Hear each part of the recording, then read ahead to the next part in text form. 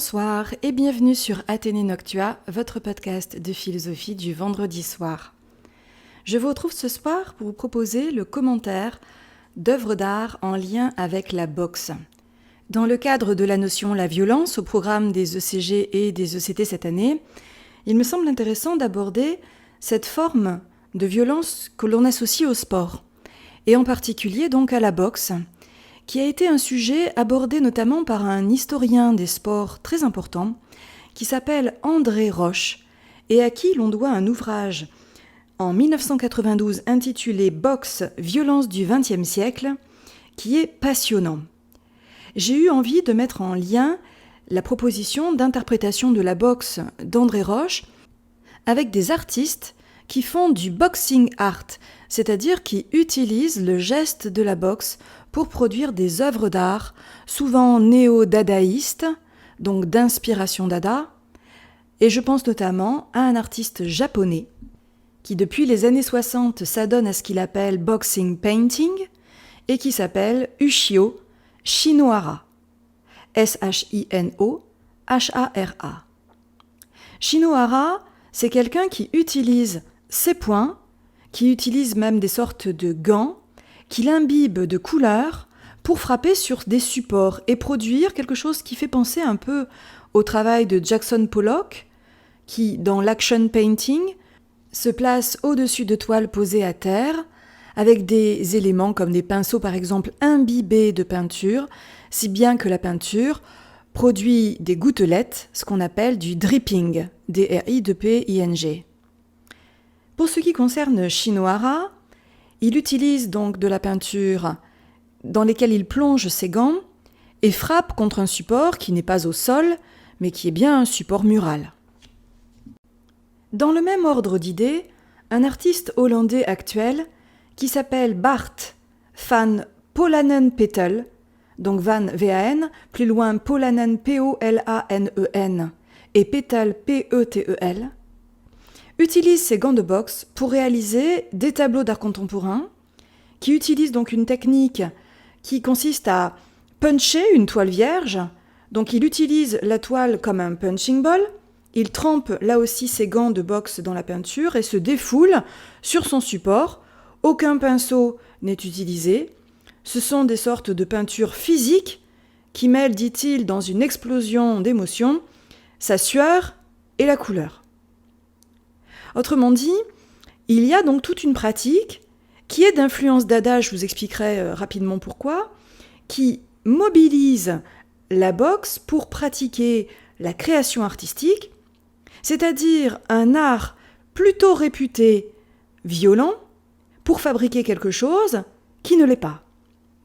Et en effet, le message de l'artiste Van Polanen-Petel est très clair, puisqu'il déclare « Au lieu d'écraser des os et démolir des dents, j'utilise mes poings pour créer. » Van Polanen-Petel a été lui-même boxeur, a été formé par le célèbre Smoking Joe, Joe Frazier, qui était l'adversaire, on le sait, de Mohamed Ali, notamment lors du combat du siècle. Fort de cette formation, donc, Polanen-Petel l'associe à sa deuxième passion, l'art pictural. Que ce soit Ushio Shinohara ou Bart van Polanen-Petel, dans les deux cas, il s'agit d'une peinture extrêmement physique, qui relève du geste. Raison pour laquelle on peut en effet la dire post-dadaïste. Le mouvement dada, qui est né, comme nous l'avions abordé la fois précédente, lors du premier conflit mondial, a été très largement inspiré par un poète et boxeur d'origine helvétique et britannique, Fabian Avenarius Lloyd, plus connu sous son pseudonyme Arthur Cravant. Boxeur lui-même dans la catégorie mi-lourd, c'est un grand gaillard de 2 mètres et d'une centaine de kilos, il est un boxeur qui associe la boxe à un art de vivre, à une manière en quelque sorte de boxer son époque, ce qu'il fait en délivrant des critiques littéraires particulièrement punchy de ses contemporains. Il paraît que André Gide ne s'en est pas remis. Arthur Cravant n'a jamais fait partie du mouvement dada, mais André Breton, le fondateur du surréalisme, a cru déceler en lui tous les signes annonciateurs de cette révolution qu'on appelle dada. En effet, Dada, c'est le choix du geste provoquant, de la performance. Un art qui ne s'intéresse pas à l'esthétique, qui est un art de contestation, de destruction. Cependant, voir dans la boxe l'art de la destruction, n'est-ce pas un contresens ? Pour étayer le propos, je m'appuierai donc, comme je vous l'ai suggéré en introduction, sur les travaux de cet auteur qui se spécialise sur les questions notamment sportives et en particulier sur la boxe, qui est André Rauch, R-A-U-C-H, auteur donc d'un texte intitulé « Boxe, violence du XXe siècle ». Dans ce texte, il est question de tous les clichés qui sont associés à la boxe et une proposition bien sûr de leur dépassement. Revenons à Ushio Shinohara. Il habille ses mains de vieux vêtements qu'il trempe dans de la peinture ou dans de l'encre japonaise, le sumi.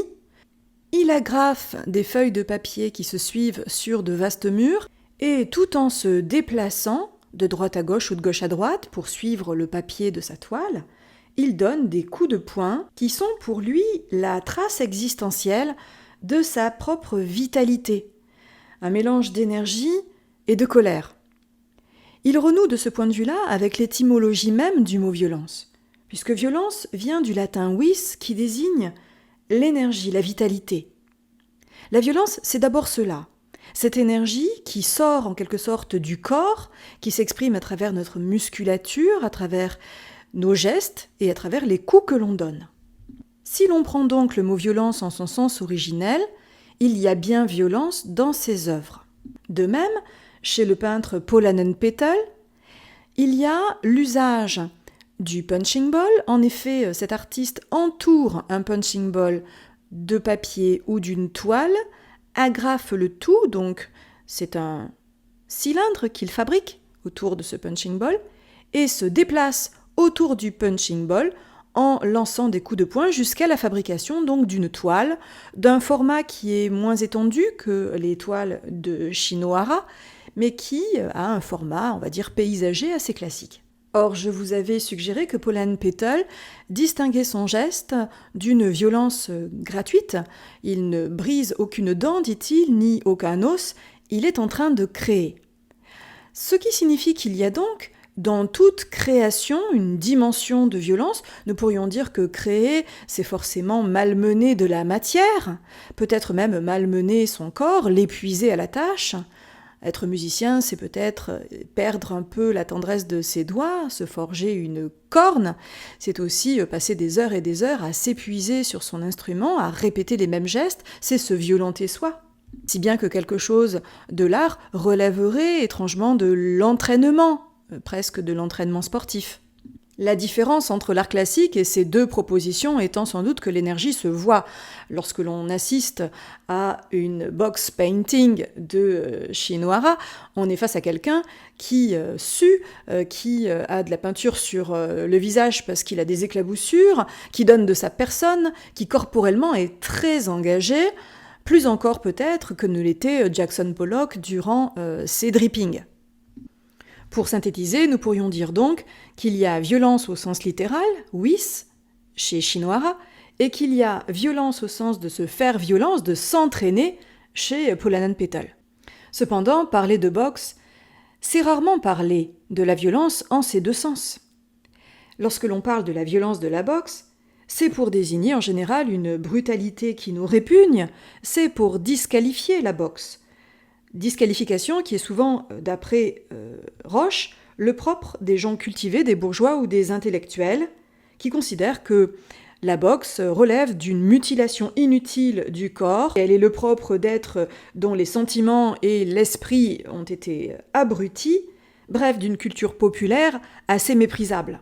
Si la civilisation consiste à s'efforcer d'éviter la violence par tous les moyens, ceux de la médecine, de l'éducation, de la justice, donc si la civilisation est censée adoucir les douleurs et les souffrances pour esthétiser le corps, alors la boxe relève d'une culture antérieure à la civilisation, peut-être d'une barbarie. Si la boxe apparaît comme une contre-valeur, ce n'est que dans une société dont la culture, l'éducation vont dans le sens d'un adoucissement des mœurs, une protection du corps, une valorisation des plaisirs cool, dit-il, ou des plaisirs soft. Faire du sport pour cultiver sa santé ou la beauté de son corps, cela se conçoit, mais encaisser des nions, se faire casser le nez et avoir des yeux au beurre noir, voilà qui semble contredire la société et son esthétisation du corps. Autrement dit, la boxe serait violente pour cette société de la douceur, et uniquement pour elle. Il ne va pas de soi, d'après André Roche, de considérer que la boxe puisse être violente en tant que telle. Il va même jusqu'à rappeler que les boxeurs n'ont que peu d'estime pour les gymnastiques douces, qui ramollissent la jeunesse, qui sont l'expression peut-être d'un désaveu de la civilisation pour la valeur du corps, de la force, pour les bienfaits de la souffrance, de la douleur, pour la valeur d'endurance, qui est une puissance qui pourrait se déployer aussi en société.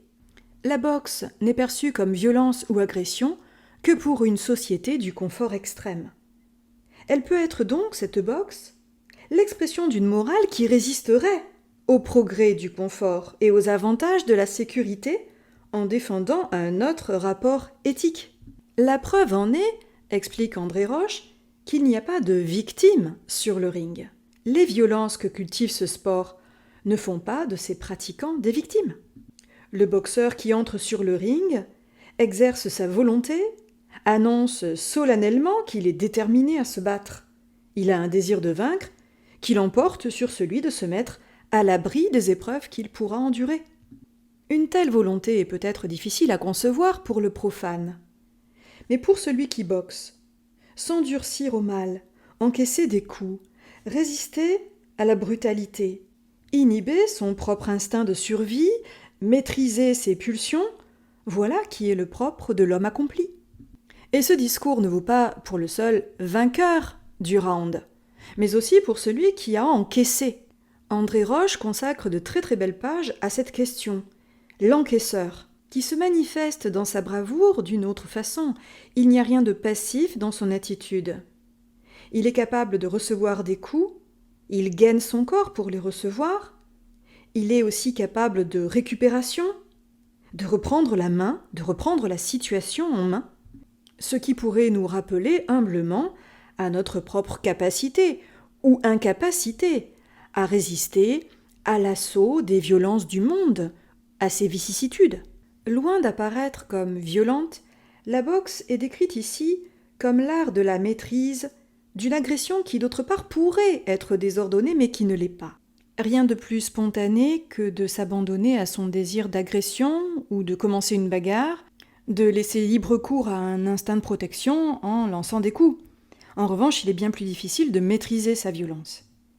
Dans l'ouvrage du sociologue Norbert Elias, E-L-I-A-S, qui s'intitule Sport et civilisation, la violence maîtrisée, qu'il a coécrit avec Eric Dunning, le sociologue évoque le rôle de l'institutionnalisation de la boxe et notamment de ce qu'il appelle sportisation dans son texte, qu'on peut traduire par sportivisation, et qui va désigner l'adoucissement de la violence du combat. On s'interdit de porter des coups mortels, on porte des protections, un casque par exemple, des coups ne sont pas permis. Autrement dit, la boxe devient un sport, sportivisation, ce qui permet à la boxe de se réconcilier en quelque sorte avec cette société moderne qui voit dans la violence un concept de négativité, et l'on préférera dans les affrontements sportifs parler de combativité plutôt que de violence. La violence est prise au sens du déploiement excessif et sans ordre de la puissance vitale. Elle est le propre de la rue, elle sera le propre de la banlieue par exemple, mais sûrement pas de cet espace clos qu'on appelle la salle de sport, un espace qui est dévolu à une pratique régulée de la violence qu'on appellera donc combativité. Une très semblable réconciliation entre la douceur de la civilisation et la boxe a lieu chez les deux artistes que nous avons commentés ce soir. À savoir que eux-mêmes ne délivrent pas leur violence dans la rue de manière sauvage, anarchique, mais la déploient dans l'espace de leur atelier, l'exposent dans des lieux consacrés, qui sont à part, comme le sont les salles de sport ou les dojos, des espaces qui sont en quelque sorte dévolus au déploiement particulier d'une violence contrôlée. L'efficacité meurtrière de la violence est bien sûr bannie. Aucune violence ne s'exerce sur un autre homme, elle s'exerce sur le matériau passif de la toile ou du papier. Cette activité ne fait aucun blessé, aucun dommage corporel ni psychologique. Bref, a lieu une sorte de sublimation au sens freudien. Pour achever cette analyse, je vous propose quelques points d'ouverture. D'abord à propos de Shinohara qui, bien sûr, est japonais, comme son nom le fait entendre, même s'il vit sa vie aux États-Unis, en particulier à New York. C'est quelqu'un qui est inspiré par l'art de la calligraphie et par la pratique picturale de son pays d'origine. Or, précisément, les Japonais considèrent que, pour créer, il faut être dans un état de tension, de concentration intérieure extrême, si bien que le geste qui sort de cet état de concentration est fulgurant. On peut penser notamment à cette pratique, qui est le propre d'un okusai par exemple, qui consiste à méditer pendant des heures et des heures jusqu'à se faire bambou et à jeter par l'encre sur le papier un bambou qui est doté de l'esprit vital même du bambou. On ne peut s'empêcher de faire le lien entre certaines œuvres de Shinohara et des pratiques de calligraphie, notamment celles qu'on appelle des encres brisées. À la différence des artistes occidentaux qui usent et abusent de ce qu'on appelle le repentir, c'est-à-dire qui gomment ce qu'ils ratent, diluent à l'huile pour effacer leur raté et recommencent, les artistes extrême-orientaux produisent un geste unique avec en général une encre de Chine ineffaçable, geste qui, je vous le disais, est le fruit d'une lente concentration qui ensuite s'exprime sur le support de manière tout à fait explosive. Il y a peut-être dans l'articulation entre boxe et art quelque chose de fondamentalement oriental, comme peut l'être l'art martial, qui, on le sait, trouve son origine dans cet espace géographique.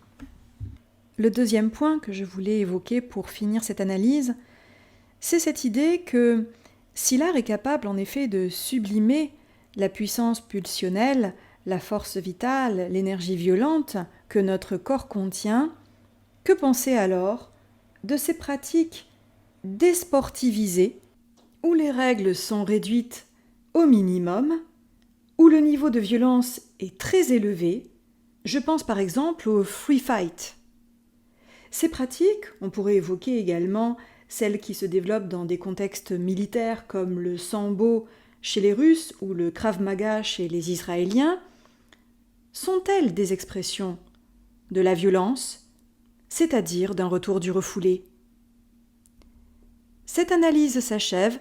Je vous remercie de l'avoir suivie, je vous remercie de votre fidélité et de votre écoute. Et je vous dis à très vite sur Athénée Noctua pour philosopher un peu à l'heure bleue avec moi.